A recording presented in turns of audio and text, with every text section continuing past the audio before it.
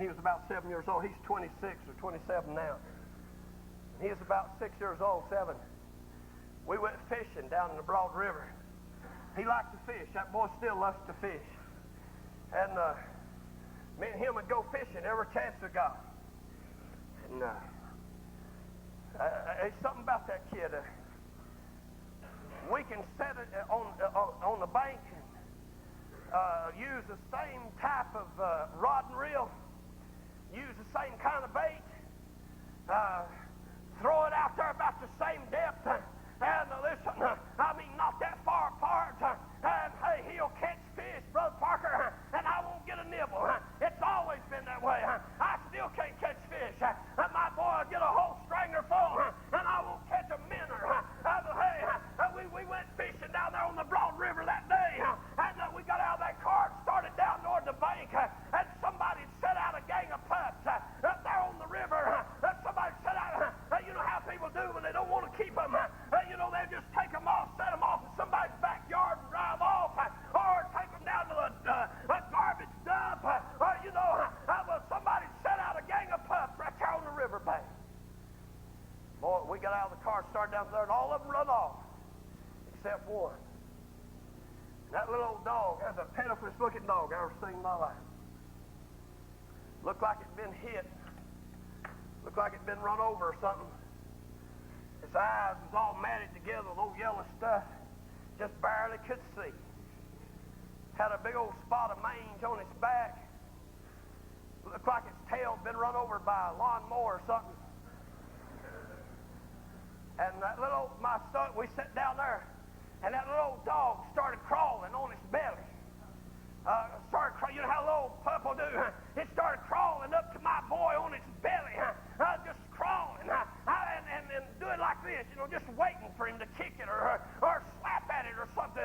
But it just kept coming. Finally, it laid its head right down on my boy's leg, my boy's leg, and he played with that little dog there on the riverbank for a long time. We started toward the car to go home, and I knew it was coming. I knew it was coming. I opened the door and started getting in the car, and Eli turned around, big old tears run down his face. He said, "Daddy, can we keep him?" I said, "Are you out of your mind? Look at that thing." I said, "If we take that dog home, your mama's going to run me and you both off. Look at him, son." I said, "Get one of them others." But he wanted that. And he said, "Daddy, we'll take him home." Said, "We put some medicine on him, take care of him." Said, "He'll be all right." Boy, we took that little dog home and bandaged him up, clipped his tail, put some burnt motor oil on him, bandaged him all up. One of the church members came by one day. My boy's out there playing with that dog. Church member said, "Preacher, where'd you get that dog? Look at that thing." I said, "Where'd you get him?" And before I could say anything, my boy spoke up, Jeff, and he said, "Hey, y'all have seen him when we got him."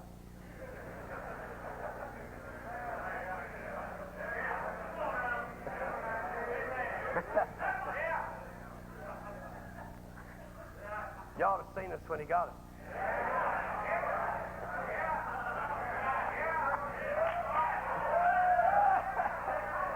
Some of you, I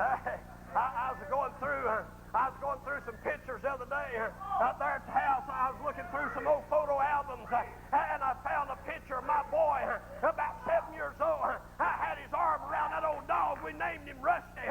He's probably the best dog we ever had. And brother, my daughter loved that old dog. And I was looking back in that picture album, and I come over there to where before when me and Sue first got married, before I got saved, there was some of my pictures. And boy, I thought about, I flipped over and looked at old Rusty. I said, he sure didn't look like much when we got him. Hey, I may not look like much tonight, but I'm not what I was when he found me.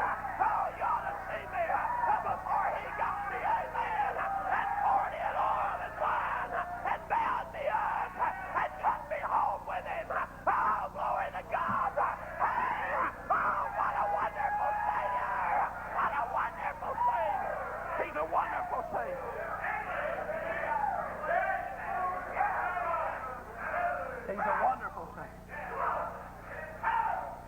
showed mercy to me. He sympathized with me in my condition. And he poured in oil and wine, bound me up, took me to the church and said, take care of him. Boy, the church has took care of me. Amen. All right, preacher, I'm done. Let's stand, please.